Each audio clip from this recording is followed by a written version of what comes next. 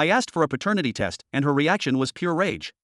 Days later, she confessed, our child wasn't mine, and the truth involved the one person I trusted most, my stepbrother. I, 32M, have been married to Angela, 29F, for 3 years now. We dated for 2 years before getting married. Angela is currently 7 months pregnant with our first child. At least I thought it was our child until recently. I've been living with a growing suspicion that Angela might be cheating on me with my stepbrother, Jonathan, 30M. Jonathan and I grew up together after our parents married when we were teenagers. We've always been close, and he often visits our house.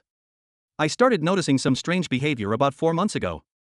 Angela and Jonathan seemed to be spending more time together, often whispering and stopping their conversations when I entered the room. I caught them exchanging looks that seemed too intimate for a brother-in-law and sister-in-law relationship. One day, I came home early from work and heard laughter coming from our bedroom.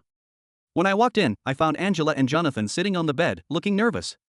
They claimed they were just talking about baby stuff, but something felt off. I also noticed that Angela's phone was always face down when she wasn't using it, and she started taking it with her even to the bathroom. When I asked her about it casually, she got defensive and accused me of not trusting her. As the pregnancy progressed, I couldn't shake off the feeling that something was wrong. The timing of the pregnancy coincided with a period when Jonathan was staying with us for a few weeks due to some renovations at his place. I started wondering if the baby could be his. Yesterday, we had a baby shower at our house. It was a joyful event with friends and family celebrating the upcoming arrival of our baby. Jonathan was there too, of course. I couldn't help but notice how attentive he was to Angela, always making sure she was comfortable and had everything she needed. After all the guests left, including Jonathan who said he had some errands to run, I decided it was time to confront Angela. I didn't want to accuse her outright of cheating, so I thought asking for a paternity test would be a good way to measure her reaction. I approached Angela as she was cleaning up in the kitchen. Hey Angela, can we talk for a minute? I asked. She turned to me with a smile, still glowing from the excitement of the baby shower. Sure, what's up? I took a deep breath and said, I've been thinking about this for a while now. I want us to get a paternity test done for the baby. The smile vanished from Angela's face, replaced by a look of shock and anger. What? Why would you want that?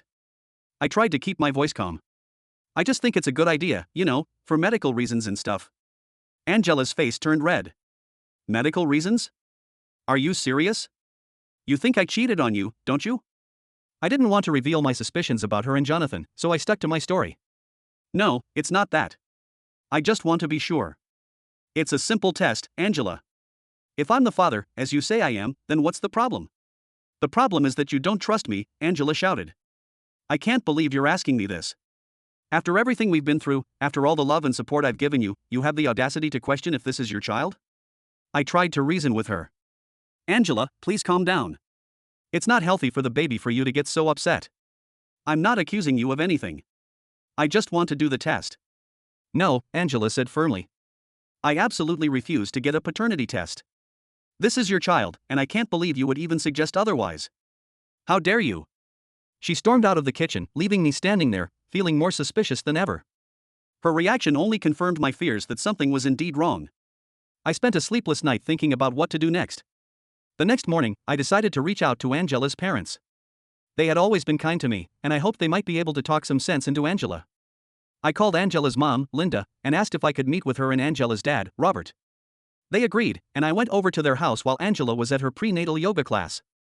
When I arrived, Linda and Robert welcomed me warmly, but I could see concern in their eyes. We sat down in their living room, and I started to explain the situation. I don't know how to say this, I began, but I have reason to believe that Angela might be cheating on me with Jonathan. Linda and Robert exchanged a look that made me think they weren't entirely surprised by this information. I continued. I asked Angela for a paternity test yesterday, and she completely lost it. She refused to do it and accused me of not trusting her. I didn't tell her about my suspicions regarding Jonathan, but her reaction makes me think I might be right. Robert sighed heavily. Son, we were afraid something like this might happen. I looked at them, confused. What do you mean? Linda reached out and patted my hand. We love Angela. She's our daughter. But we know. She has a history of being unfaithful in her relationships. This information hit me like a ton of bricks. You mean she's cheated before? Why didn't anyone tell me this before we got married? Robert shook his head. We hoped she had changed. When she met you, she seemed different, more mature. We thought maybe she had finally grown out of her old habits. But you suspected she might be cheating on me, I asked, feeling at anger and betrayal. Linda nodded sadly. We've noticed some signs lately. The way she talks about Jonathan.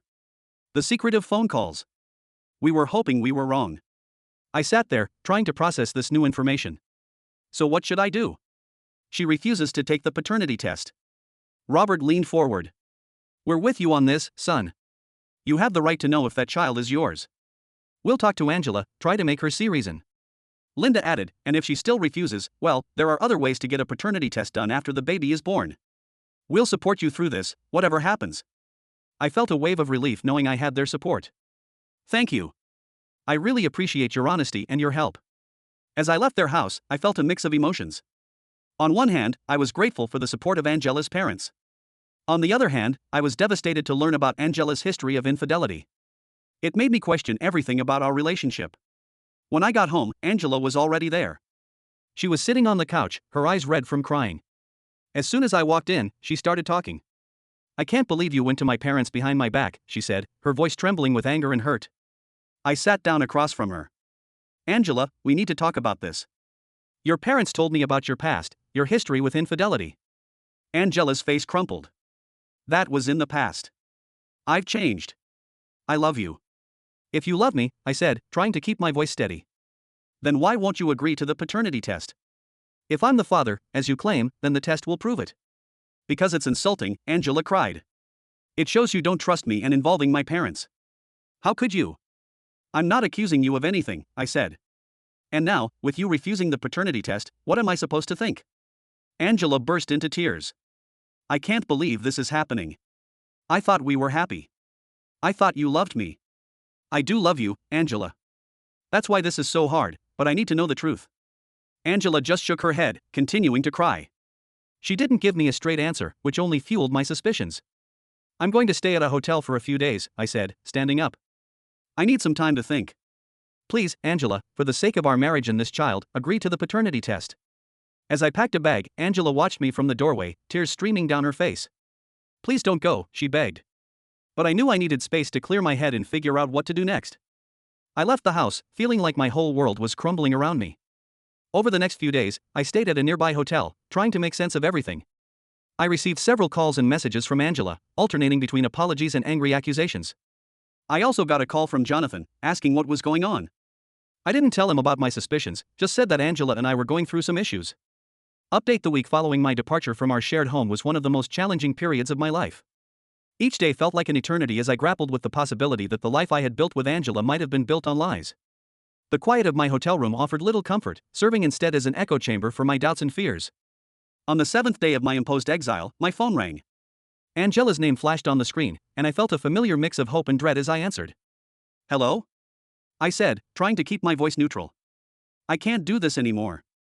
Angela's voice came through, shaky and filled with emotion. There was a rawness to it that I hadn't heard before, and it immediately put me on edge. What do you mean, Angela? I asked, sitting up straighter in my chair. There was a pause, punctuated by what sounded like a stifled sob. Then, if you don't believe me, if you don't trust me, then I don't want to keep this baby. Her words hit me like a physical blow, knocking the wind out of me. For a moment, I couldn't speak, couldn't even breathe. When I finally found my voice, it was barely above a whisper. What are you saying? I'm saying that if you're going to doubt me and question whether this is your child, maybe it's better if there is no child at all, she replied, her voice taking on a bitter edge that I'd never heard from her before. Anger surged through me, hot and sudden. Are you threatening our unborn child just because I asked for a paternity test? I demanded, my voice rising. Do you realize what you're saying, Angela? I'm saying I can't live like this, she shouted back. I can't carry this child knowing that its father doesn't even believe it's his. All you have to do is take the test, I said, trying to rein in my anger. If I'm the father, like you claim, then what's the problem? The problem is that you don't trust me, Angela cried. The problem is that you've destroyed everything we had. Before I could respond, she hung up. I stared at the phone in disbelief, my mind reeling from what had just transpired. The Angela I thought I knew would never have even considered harming our child. This threat, this manipulation only served to deepen my suspicions and my resolve. With shaking hands, I dialed Angela's parents' number. Linda answered on the third ring. Hello, she said, her voice warm as always. Linda, it's me, I said, struggling to keep my voice steady. Something's happened. I need to talk to you and Robert. Can I come over? There must have been something in my voice, because Linda's tone immediately changed.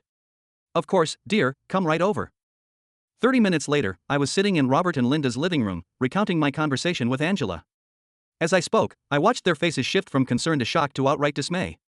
When I finished, Robert leaned forward, his face grim. "We can't let her go through with this," he said firmly. "This isn't just about the paternity test anymore, this is about the well-being of our grandchild." Linda nodded in agreement, reaching out to squeeze my hand. "We need to make her understand the gravity of the situation," she said. "This isn't a game, this is a life we're talking about." I took a deep breath, feeling a wave of relief wash over me. In the midst of all this chaos, it was comforting to know I had allies. "Thank you," I said. "I was afraid. I don't know that you might take her side in all this." Robert shook his head. "We love our daughter," he said, "but we can't condone this behavior, and we certainly can't let her make a decision like this out of spite or fear." Linda and Robert exchanged a look, seeming to have a silent conversation. After a moment, Robert cleared his throat. "There's something else you should know," he said, his voice heavy. "We were planning to give Angela a significant portion of our property and wealth as a gift for the child. It's a tradition in our family to provide for the next generation." I nodded, not quite sure where this was going, but given the circumstances, Robert continued, "We won't be doing that unless she agrees to the paternity test and comes clean about everything. We can't in good conscience provide for a child whose parentage is in question, especially if Angela is considering alternatives." The implication of his words hung heavy in the air. It was a drastic move, but I understood their reasoning. This wasn't just about money or property, it was about forcing Angela to face the consequences of her actions and make the right choice. "What do we do now?" I asked, looking between Robert and Linda.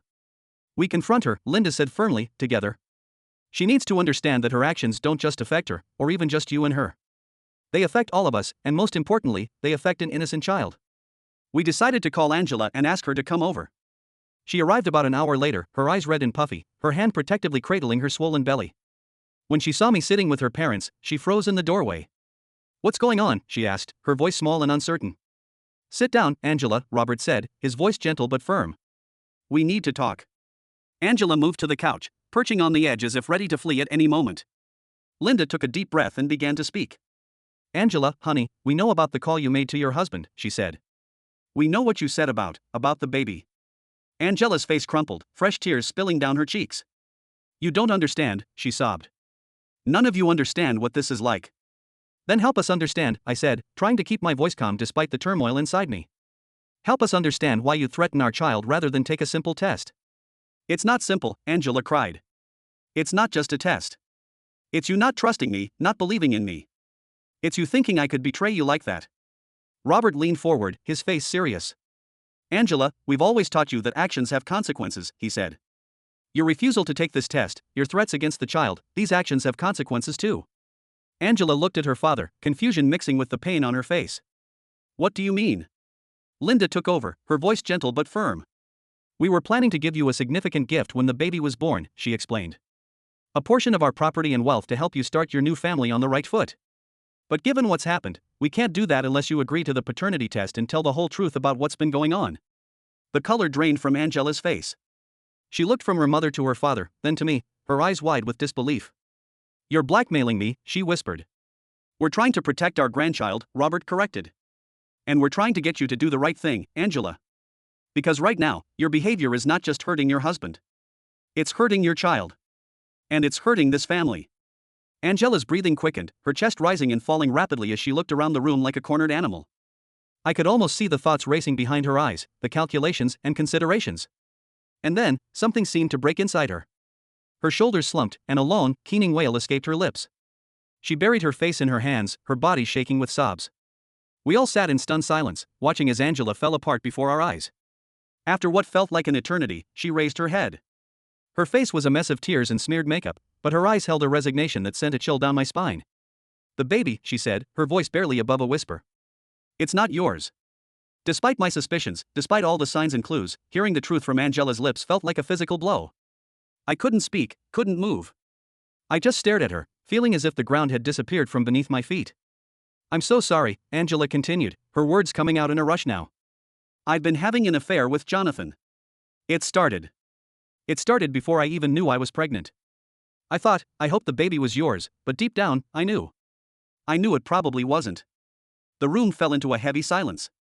I looked at Robert and Linda, seeing my own shock and pain mirrored on their faces. Angela sat there, small and broken, tears streaming down her face. "How could you do this?" I finally managed to ask, my voice sounding strange and distant to my own ears. "How could you lie to me for so long? How could you let me believe this child was mine?" Angela shook her head, seemingly at a loss for words. I was scared, she whispered. I was ashamed. I thought if I just pretended everything was normal, maybe it would be. Maybe it would all work out somehow. And Jonathan, I asked, the name tasting bitter on my tongue. Does he know? Angela nodded miserably. He knows. He wanted me to leave you, to be with him. But I couldn't, I loved you too much. Or I thought I did. I don't know anymore. I stood up abruptly, needing to move, to do something to dispel the nervous energy coursing through my body. I need some air, I muttered, heading for the door. As I stepped outside, the cool evening air hit my face, providing a brief moment of clarity amidst the chaos of my thoughts. Everything I had feared, everything I had suspected, had turned out to be true. The life I thought I had, the future I had planned, it had all been built on a lie.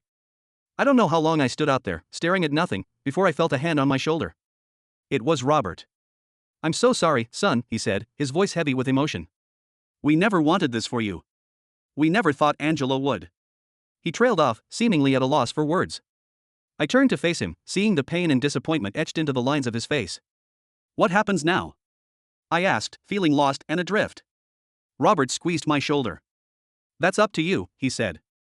But know this, whatever you decide, Linda and I are here for you, your family, regardless of what's happened. His words provided a small comfort, a tiny island of stability in the sea of uncertainty I now found myself in. I nodded, unable to speak around the lump in my throat. Over the next few days, I moved through life in a daze. I filed for divorce, the paperwork feeling surreal in my hands. Angela made no attempt to fight it, seeming to have retreated into herself entirely. Jonathan disappeared from our lives, unable or unwilling to face the consequences of his actions. I heard through mutual friends that he had moved out of state, leaving Angela to deal with the fallout alone. As I signed the final divorce papers, I felt a strange mix of emotions. There was sadness, of course, for the life and love I had lost. But there was also a sense of relief, of a weight being lifted. The truth, as painful as it was, had finally come to light. I knew the road ahead would be difficult. The wounds inflicted by Angela's betrayal would take time to heal. But as I walked out of the lawyer's office, I felt a glimmer of hope. This was an ending, yes, but it was also a beginning. A chance to start over, to build a new life based on honesty and trust. As I stepped out into the sunlight, I took a deep breath, feeling as if I could truly breathe for the first time in months.